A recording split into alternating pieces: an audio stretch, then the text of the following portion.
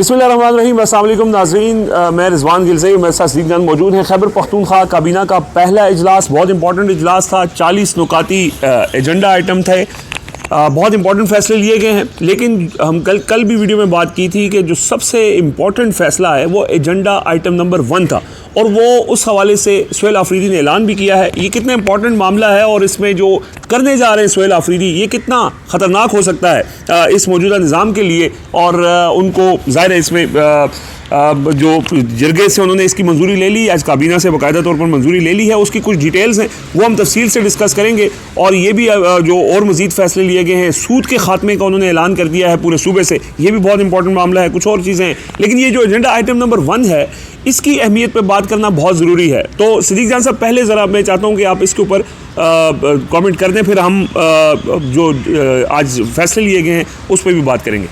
देखिए, मैं सिराजुद्दीन हैं, रिपोर्टर हैं, उनकी एक स्टोरी है वो पढ़ना चाहता हूँ कि उन्होंने जो इसको बड़े ज़बरदस्त तरीके से एक्सप्लेन किया था कि ये action in aid of civil power ये क्या है और ये कब से लागू है। और ये देखें, ये वो कानून है जिसको वापस लेने के लिए, ख़त्म करने के लिए कई बार तहरीक इंसाफ की तंजीम की जानिब से बात हुई, तहरीक इंसाफ के MNAs की जानिब से बात हुई, MPs की जानिब से बात हुई, तंजीम की जानिब से बात हुई, KP के लोगों की तरफ से बात हुई, ह्यूमन राइट्स ऑर्गेनाइजेशंस की बात हुई, लेकिन अली अमीन गंडापुर साहब इसको वापस नहीं ले सके थे।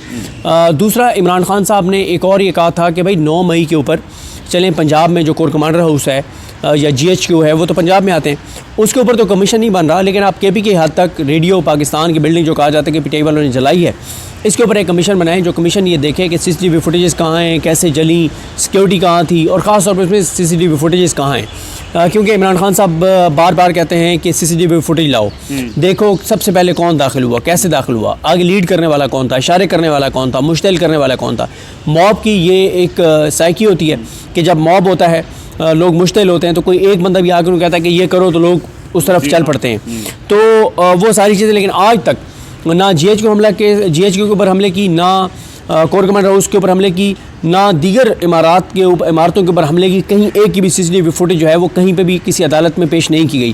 क्योंकि जब वो आप पेश करेंगे तो फिर कच्चा चटा खुल जाएगा, और ये नहीं हो सकता कि मतलब चले किसी एक इमारत का आप कह सकते हैं ना कि पहले कैमरे तोड़ दिए गए थे।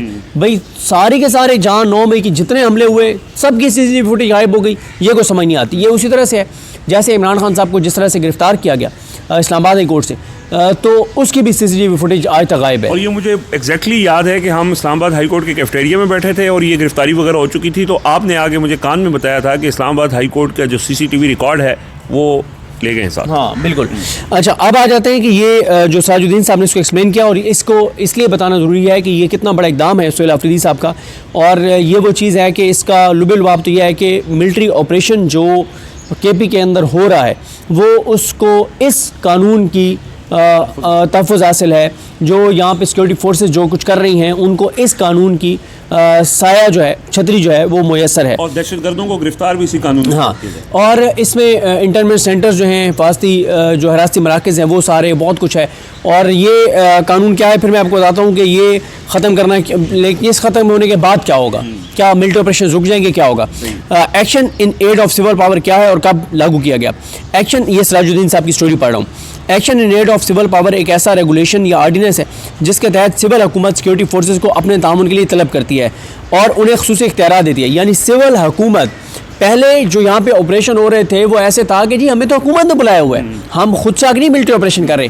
हुकूमत ने आज उस कानून को ख़त्म करने का फैसला कर दिया है जो हुकूमत ने खुद बनाया था कि जी हम बुला रहे हैं सिक्योरिटी फोर्सेस को। ये कानून पहली मरतबा सन 2011 में साबका फाटा और पाटा में दहशतगर्दों के खिलाफ जारी फौजी कार्रवाइयों के दौरान नाफिज किया गया, ताहम इसका इतलाक सन 2008 से मौसर समझा गया। ये PTI की हुकूमत से पहले का है, 2011 में ही आया, लेकिन इसका इतलाक 2008 से किया गया क्योंकि वहाँ पे ऑपरेशन चल रहे थे। और फिर PTI की तीनों हुकूमतें जो हैं वो सुहेल आफरीदी से पहले जो है वो चलाती रहीं और कोई इसको वापस लेने की जुर्रत नहीं कर सका। यानी ये कानून 15 साल बाद, तकरीबन 15 साल बाद, और इसका अगर आप इम्प्लीमेंटेशन देखें तो ये बन जाती है, यानी 17 साल से ये नाफिज है, 2008 से इसका नफाज कर रहे हैं ना आप, तो ये 17 साल बन जाते हैं। 17 साल बाद इस कानून को ख़त्म करने की आज हिदायत की गई है, लेकिन प्रोसेस भी बताएंगे कैसे ख़त्म होगा। आगे वो कहते हैं कि इस कानून के ज़रिए वफाक और सूबाई हुकूमतें सिक्योरिटी फोर्सेज को कानून कानूनी तहफ़्फ़ुज़ फराहम करती हैं ताकि वो बग़ैर किसी अदालती इजाज़त के मुश्तबा अफराद को गिरफ़्तार कर सकें, हिरासत में रख सकें, छापे मार सकें और रास्ती मराकज़ कायम कर सकें। ठीक है, बग़ैर अदालती इजाज़त के मशकूक अफराद को गिरफ़्तार कर सकें, हिरासत में रख सकें, छापे मार सकें और रास्ती मराकज़ कायम कर सकें। सिक्योरिटी फोर्सेज की कार्रवाइयों और तहवील में लिए गए अफराद को अदालत में पेश किए बगैर हिरासत में रखना भी इस कानून का हिस्सा है। सही है। अच्छा, इसका इतलाक़ कब और कैसे हुआ? साल 2018 में फाटा और पाटा को आइनी तरमीम के जरिए केपी में ज़म कर दिया गया। सन 2019 में PTI की केपी हुकूमत ने action in aid of civil power को पूरे सूबे तक तोसी दे दी। उस वक्त के गवर्नर शाह फरमान ने ऑर्डिनेंस जारी करके इस रेगुलेशन को सूबा खैबर पख्तूनख्वा में नाफिज किया, जो इससे कबल सिर्फ कबायली अजला तक महदूद था। ताहम इस इक़दाम को पेशावर हाई कोर्ट में वकील शबीर हुसैन ने चैलेंज किया और मौक़िफ़ इख्तियार किया कि यह नफाज गैर कानूनी है। हाँ बिल्कुल, हाई कोर्ट ने इस कानून को गैर आइनी करार दे दिया, मगर PTI हुकूमत ने सुप्रीम कोर्ट से रजू किया, जिसने हाई कोर्ट के फैसले को मुअत्तल कर दिया। ताहाल ये मामला सुप्रीम कोर्ट में ज़ेर समाअत है। अच्छा, हाई कोर्ट ने तो उसको ख़त्म कर दिया था। जब मामला सुप्रीम कोर्ट गया, सुप्रीम कोर्ट ने फैसले हाई कोर्ट का मुअत्तल कर दिया, तो ये दोबारा कानून मौसर हो गया, स्टे मिल गया हाई कोर्ट के जी, स्टे मिल गया। उसके बाद उन्होंने बताया कि इस कानून के तहत सिक्योरिटी फोर्सेज को क्या इख्तियारात हासिल होते हैं। Action in aid of civil power के तहत सिक्योरिटी फोर्सेज को वसी इख्तियारात हासिल होते हैं, जिसमें बगैर वारंट छापे मारने के इख्तियार, मशकूक अफराद को अदालत में पेश किए बगैर गैर मुइना मुद्दत तक हिरासत में रखने की इजाज़त, यानी कोई मुद्दत नहीं, साल 2 साल 10 साल भी आप किसी को जबरी तौर पे अपने पास रख सकते हैं। 24 घंटे 48 घंटों में अदालत में पेश करना होता है। 24 घंटे बिल्कुल। रास्ती मराकज़ के क़याम और उनकी कानूनी हैसियत, सिविलियन अदालतों को बाईपास करते हुए बरह रास्त कार्रवाई के इख्तियार, तमाम कार्रवाई को कानूनी तहफ़्फ़ुज़ फराहम करना शामिल है। देखें, इसमें मामला ये है कि ये बहुत अब क्या इसके बाद मिलिट्री ऑपरेशन रुक जाएगा? नहीं रुकेगा। वफाक ने एक और कानून बनाया हुआ है, वो उसके तहत करेंगे, वो को आइनी तरमीम कर देंगे। 2 तारीख से तो उनके पास है, कानून में उन्होंने तरमीम कर वो भी उसमें कर दिया। लेकिन इसकी इंपॉर्टेंस क्या है? इसकी इंपॉर्टेंस ये, अगर इसकी इंपॉर्टेंस कोई नहीं थी तो अली अमीन गंडापुर साहब इसको वापस ले लेते ना। इसकी इंपॉर्टेंस ये है कि इसको इस्टेब्लिशमेंट एक बहुत उसको लेती है, इसको बहुत सख्त अपने ख़िलाफ़ ऐलान जंग और बगावत समझती है कि आप ये कर रहे हैं। दूसरा, मैंने आपको बताया ना कि एक है कि सूबे के ऊपर डाला जाए कि ये सिक्योरिटी फोर्सेज को सूबे ने बुलाया गया हो, हमारे सूबे में ऑपरेशन करो। इसमें कि वफाक ने सिक्योरिटी फोर्सेज को भेजा कि जाओ केपी में ऑपरेशन करो, ज़मीन आसमान का फ़र्क है। आज इसके ऊपर फैसला ये हुआ है कि इसको वापस लिया जाए। इसमें सिर्फ किया यह गया है कि एक प्रोसेस के ज़रिए इसको ख़त्म किया जाएगा, क्योंकि 972 हार्डकोर दहशत गर्द हैं जो इस कानून के तहत सिक्योरिटी फोर्सेज ने कहा है कि ये हार्डकोर दहशत गर्द हैं, जिनके हमारे पास सबूत हैं कि ये दहशत गर्द हैं। उनको ये है कि अगर ये कानून आज ही इसको ख़त्म हो जाता तो वो 972 यानी आज ही एक तरह से वो कानूनी तौर पे वो रिहा हो सकते थे। होना नहीं था लेकिन हो सकते थे। ये एक सिर्फ ये प्रोसेस अपनाया जाएगा जिसके तहत ये होगा कि जो हार्डकोर दहशतगर्द हैं उनको किस तरह से वफाक के किस कानून के तहत किधर कर रहे हैं, वो वफाक का मामला है। वो उसमें इस पर बड़ी तफसीली डिस्कशन हुई है। थोड़ा सा मैं अगर आप इजाज़त दें तो मैं बता देता हूँ। ये ज़ाहिर एजेंडा नंबर आइटम 1 था, तो इसके ऊपर एडवोकेट जनरल ने बड़ा तफसील से ब्रीफ किया कि क्या कानूनी इसके अंदर पेचीदगियाँ हो सकती हैं। एक ये बताया गया कि 972 हार्ड कोर दहशतगर्द जो हैं वो इस कानून के तहत गिरफ्तार किए गए हैं, तो इसलिए अगर ये फौरी ख़त्म हो जाता है तो उनको रिलीफ मिलने का इम्कान है। दूसरा फैसला ये किया गया है कि एडवोकेट जनरल की सरबराही में एक कमेटी बनाई गई है और उसको कहा गया है कि फौरी तौर पर एक लायामल बनाया जाए कि ये जो दहशतगर्द हैं जो जिनको रिलीफ मिलने का इम्कान है, इनको जो मौजूदा कवानीन हैं उनके तहत इनके ऊपर दफात लगाई जाएँ और ख़ास तौर पर जो एंटी टेररिज्म जो लॉ है उसके तहत इनके ऊपर नए सिरे से दफात लाई जाएँ ताकि इनको रिलीफ ना मिल सके। और फिर उसके बाद अगली कैबिनेट मीटिंग में ये वो पेश कर देंगे रिपोर्ट और फिर इसका बाकायदा तौर पर और प्रोसेस यही है कि सुप्रीम कोर्ट से दरख्वास्त वापस लेनी है। कोई इतना लंबा चौड़ा प्रोसेस नहीं है, तो ये बड़ा इंपॉर्टेंट है। दूसरा इसके अंदर जो आपने 9 मई के पेशावर में रेडियो पाकिस्तान की बिल्डिंग के हवाले से जो उन्होंने कहा है कि इसकी इंक्वायरी कमीशन बनाया जाए, तो ये जो इंक्वायरी कमीशन होगा ये इंक्वायरी कमीशन प्लस ट्रिब्यूनल होगा और इसके अंदर जो एक रिटायर्ड जज होगा, एक रिटायर्ड ब्यूरोक्रेट होगा, एक रिटायर्ड सीनियर पुलिस अफसर होगा और एक जो इस सारी जो कानूनी मामलात हैं उसका माहिर वकील होगा।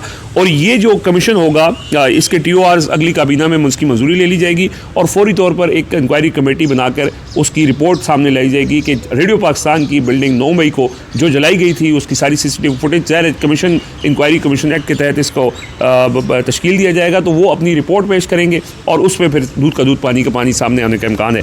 मैं आपकी तरफ आने से पहले अगर आप इजाज़त दें तो मैं जो इम्पोर्टेंट फैसले हैं आज उसके ऊपर बात करना चाहता हूँ। अच्छा, एक तो ये 2 चीज़ें तो काबीना ने मंजूरी दे दी है।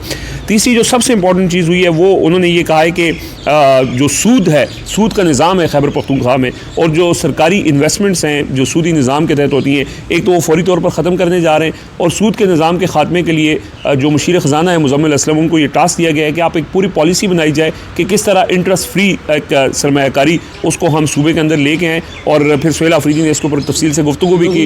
लोगों को बता देना कि किस तरह से सूबे फंड अपने रखते हैं बैंकों में और फिर उसके ऊपर सूद उनको मिलता है। जी, कह रहे हैं कि हमें सूद नहीं चाहिए। हाँ, और वो कह रहे हैं कि हमें इसमें सूद नहीं चाहिए, हालांकि सूद की मद में बहुत ज़्यादा। मुझे किसी ने बताया कि एक मीटिंग में सुहेल आफरीदी साहब को बहुत कहा गया कि सर ये ना करें, हमारा अगर मिसाल के तौर पे 100 अरब रुपया हमें पड़ा है और हमें वो चाहिए अपने बजट के साल के मुताबिक, यानी वो हमें 10वें महीने में चाहिए 100 अरब, तो वो 100 अरब अगर हम प्लेज कर देते हैं, कहीं रख देते हैं, तो वो हर माह हमें उसके ऊपर करोड़ों रुपए मिलते हैं। तो आप ये ना करें, ये जो आप कर रहे हैं। उन्होंने कहा जी करोड़ों मिलें, अरबों मिलें, खरबों मिलें, जब एक चीज़ अल्लाह और अल्लाह के रसूल ने कहा है कि ये हमारे साथ जंग है, तो फिर सूद का खात्मा करें, अल्लाह बरकत डालेगा और अल्लाह ताला करम करेगा। जी बिल्कुल। और ये वैसे भी खैबर पख्तूनख्वा में सूद के हवाले से लोगों के पहले भी मुतालबात आते रहे, और वैसे 26 आईनी तरमीम में भी इस हवाले से एक लेजिस्लेशन भी हुई थी, वो सूबों ने भी करनी थी, वो भी करने जा रहे हैं, और उन्होंने इसके ऊपर तफसीली गुफ्तगू भी की है।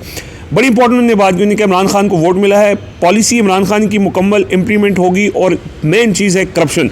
सारे वज़ीर बैठे हुए थे, उन्होंने कहा था क्रॉस दी बोर्ड मेरा सबको पैगाम है, तमाम वज़रा को पैगाम है, अगर किसी काबीना मेंबर के हवाले से भी करप्शन की कोई चीज़ सामने आएगी तो वो बिल्कुल बर्दाश्त नहीं की जाएगी। इसके ऊपर ज़ीरो टॉलरेंस होगी, ऊपर से लेकर नीचे तक जो सरकारी वसाइल हैं, जो सरकारी फ़ंड है, उसका तहफ़्फ़ुज़ करना ये हमारी ज़िम्मेदारी है। लिहाजा बहुत कैटेगोरिकली क्लियरली उन्होंने पैगाम दे दिया है कि किसी सूरत भी सारे वज़ीर हो या कोई सरकारी अफसर हो, करप्शन बर्दाश्त नहीं की जाएगी। एक चीज़ उन्होंने बड़ी इंपॉर्टेंट की, उन्होंने कहा कि मैं चीफ़ सेक्रेटरी को हिदायत करता हूँ कि कोई भी हमारा मंसूबा जिसके अंदर जो अवामी मुफाद का मंसूबा है उसमें ज़ाती तशहीर नहीं होनी चाहिए। ये चीफ़ सेक्रेटरी बैठे हुए थे, उनको उन्होंने मुखातिब करके ये बात की। और उन्होंने एक और चीज़ की, उन्होंने कहा कि चूँकि हमारी मुंतखब हुकूमत है, लोगों ने वोट दिए जिन लोगों को, लिहाजा मुंतखब नुमाइंदों को ज़्यादा से ज़्यादा इसके अंदर पार्टिसिपेशन देनी चाहिए। जो भी हमारे सरकारी हुकूमती प्रोजेक्ट्स हैं वो अवाम के मुंतखब नुमाइंदों के ज़रिए एग्जीक्यूट होंगे। उन्होंने एक और चीज़ की, उन्होंने कहा कि हम जो फ़ैसला करेंगे, जो कानून बनाएंगे, वो अवाम के मफाद में होना चाहिए, और अगर वो अवामी मफाद से मुतसादम होगा तो उसको बिल्कुल उसकी इजाज़त नहीं दी जाएगी। इंपॉर्टेंट चीज़ उन्होंने अगली ये की, उन्होंने कहा कि एक चीज़ सारी मेरी कैबिनेट भी सुन ले और सारी ब्यूरोक्रेसी भी सुन ले। शुक्रिया उन्होंने सबका अदा किया, मुबारकबादें दी, लेकिन उन्होंने कहा कि हमने अगले इलेक्शन का नहीं सोचना, हमने अगली जनरेशन का सोचना है, और हर वो पॉलिसी बनानी है जिसमें हमारी अगली जनरेशन और आने वाले जो नस्ल है उसको फ़ायदा हो। इमरान खान के हवाले से उन्होंने कहा कि इमरान खान से मुलाकात के लिए मैंने सारी जमहूरी कानूनी आइनी रास्ते अपनाए, उसके बावजूद हमारे साथ सौतेली माँ जैसा सलूक किया जा रहा है। और इस हवाले से उन्होंने कहा कि इमरान खान और उनकी अहलिया को ज़ाती मालिज नहीं दिया जा रहा, वो हम यहाँ से ये मुतालबा करते हैं कि वो दिया जाए और उनसे मुलाकात करवाई जाए कि ज़ाहिर है उनसे उन लोगों ने इमरान खान को वोट दिया है, तो इमरान खान का जो फ़ैसला है वही हतमी फ़ैसला होगा हमारा भी।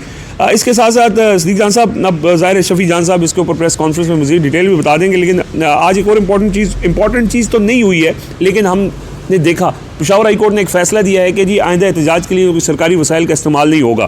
तो इसको ना मीडिया पे TV चैनल बड़ा बढ़ा चढ़ा के पेश कर रहे हैं। आज मुझे ना याद आ गया एक फ़ैसला ना PTI के एहतजाज के हवाले से आया इस्लामाबाद हाई कोर्ट से, और वो फ़ैसला किसी और बीट के रिपोर्टर्स को भेजा गया, और मालकान को एक और बीट के रिपोर्टर्स को भेजा गया, कोर्ट रिपोर्टर्स को नहीं, किसी और बीट के। और एक ऐसा फ़ैसला आया था जो फ़ैसला TV चैनल के मालकान को भेजा गया।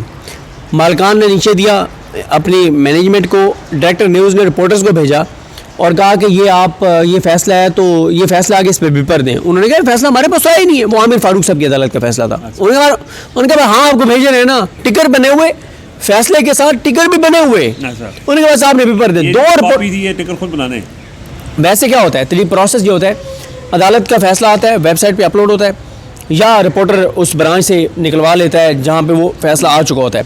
रिपोर्टर के पास आता है, रिपोर्टर ख़ुद उसको पढ़ता है, उसके टिकर बनाता है, टिकर बना के वो इस्लामाबाद में फ़ाइल करता है, इस्लामाबाद से फ़ाइल करके वो कराची जो लाहौर जो हेड ऑफिस है वहाँ फिर वो टीवी पे ब्रेक होता है। ये फ़ैसला वेबसाइट पे अपलोड नहीं हुआ, ब्रांच के पास भी अभी उस तरह से नहीं पहुँचा, कहीं पहुँचा वहाँ से मालकान को पहुँचा और मालकान ने नीचे रिपोर्टर को भेजा। और रिपोर्टर ने कहा ये हमें एमडी से डायरेक्टर न्यूज़ से ब्यूरो चीफ से रिपोर्टर, रिवर्स इंजीनियरिंग। ठीक है, तो दो रिपोर्टर ने इनकार कर दिया, उन्होंने कहा भाई हम नहीं देते, ठीक है, हमारे सामने है ही नहीं कि ये फैसला है भी नहीं कि नहीं, उन्होंने कहा हम कह रहे हैं ना। तो आज पेशावर वाले फैसले का भी ये हुआ। देखें सोहेल अफरीदी साहब को ना एक ये साबित किया, मतलब एक ऐसी चीज़ जिस की तरफ सोहेल अफरीदी जा ही नहीं रहे, उन्होंने एक बात क्लियर किया कि अब जब हम इस्लामाबाद जाएंगे तो एक चीज़ भी सरकारी वसाइल की उसमें नहीं होगी। ये उन्होंने 1 महीना पहले शायद हमारी 1 महीने पहले, अब आज एक फैसला करवा के और उसको अच्छा जो फैसला अच्छा पेशावर का फैसला है यार, वो इमरान खान ने कहा ना कि एक तो पढ़े लिखे नहीं है और कोशिश भी नहीं करते। भाई आप इसका तरीका क्या था? इसका तरीका ये था कि पेशावर हाई कोर्ट के जो रिपोर्टर्स हैं उनमें से 1-2 होंगे ना जिनके साथ आपका रब्ता होगा, कंप्रोमाइज़ नहीं होगा, रब्ता होगा, आप अदालती उससे उनको दे देते, वो 2 रिपोर्टर से ब्रेक करते, बाकी सारे चैनल भी ब्रेक कर देते। आपने जब इस्लामाबाद से वो फैसला टाउट्स को गया, अब पेशावर हाई कोर्ट के फैसले के ऊपर कराची का टाउट ट्वीट कर रहा है, पेशावर हाई कोर्ट के फैसले के ऊपर लाहौर के टाउट दूसरे नंबर पर ट्वीट कर रहा है, फिर इस्लामाबाद के टाउट ट्वीट कर रहे हैं। पेशावर वाले रिपोर्टर को पता ही नहीं है कि यार कोई ऐसा फैसला आ गया है। सही है, ठीक है, और भाई पहले पेशावर वालों से करवा लो ना। ठीक है, लेकिन मसला ये है कि पेशावर से क्योंकि कम लोग मुयसर हैं हमारी तरह के, तो हम पंजाब में और हमारे यहाँ है कि अली अमीन गंडापुर जब 2 मार्चेस उन्होंने किए, उन्होंने सरकारी वसाइल का इस्तेमाल किया, गाड़ियाँ पकड़ी भी गई, लेकिन सोहेल अफरीदी ये फैसला आने से बहुत पहले ये क्लियर कर चुके थे कि इस बार अब जब भी जाएंगे कोई सरकारी गाड़ी, कोई सरकारी वसाइल उसके अंदर नहीं होंगे अगर हम एहतजाज के लिए जाएंगे। उन्होंने कहा कि सरकारी वसाइल भी नहीं होंगे और वापसी भी नहीं होगी, फिर उधर से ही फैसला लेके आएंगे, वसाइल लेके आएंगे। तो ये आज खैबर पख्तूनख्वा के अंदर एक ज़ाहिर पहला काबीना इजलास था, बड़े अहम फैसले लिए गए, बड़े इसके अंदर और भी कुछ चीज़ें। एक गवर्नर खैबर पख्तूनख्वा की गाड़ी वाला मामला था, 12 करोड़ रुपए की गाड़ी उन्होंने रिक्वेस्ट की थी, वो पहले से ही सोहेल अफरीदी ने काबीना एजेंडे से निकाल दिया था। उन्होंने कहा था कि हमारी किफ़ायतशारी मुहिम है, मैं गवर्नर के ख़िलाफ़ नहीं हूँ, उनकी ना गाड़ी के ख़िलाफ़ हूँ, लेकिन ये मेरा पॉलिसी डिसीजन है कि कोई भी नई गाड़ी या इतनी महंगी गाड़ियाँ जो हैं वो नहीं खरीदी जाएंगी। और इस हवाले से उन्होंने हदायत भी दे दी हैं कि इस वक्त जो खैबर पख्तूनख्वा में जो गाड़ियों का एक सिस्टम है, क्योंकि एक समरी आज ये भी आई थी कि कुछ जजेस के लिए भी गाड़ियाँ ख़रीदनी हैं, तो उस हाँ तो उसके ऊपर ये है कि जो गाड़ियाँ ऑलरेडी खड़ी हैं जिसमें किसी सरकारी महकमे की गाड़ियाँ हैं या कोई जो भी सरकारी गाड़ियाँ हैं वो ख़राब खड़ी हैं, उसके मद में उनके फ्यूल, उनके मेंटेनेंस चार्जेस वो हर साल करोड़ों रुपए जो है वो दे दिए जाते हैं। तो उस पर भी ये सोचा जा रहा है कि उन गाड़ियों को ऑक्शन करके और उस पैसे को कहीं और इस्तेमाल किया जाए। तो ये भी आज जो है वो ये फ़ैसला किया गया है। और कुछ अहम फैसले हैं जो ज़ाहिर तफसील से उनकी प्रेस कॉन्फ्रेंस में आ जाएंगे। आज तहरीक तहफ़्फ़ुज़ आईन पाकिस्तान का बहुत ही अहम हंगामी इजलास अब से कुछ देर पहले ख़त्म हुआ है और उसमें भी अहम फैसले लिए गए, वो अगली वीडियो में तफसील से आपके सामने रखेंगे। फ़िलहाल मुझे और सिद्दीक़ जान साहब को इजाज़त दीजिए। अल्लाह हाफ़िज़।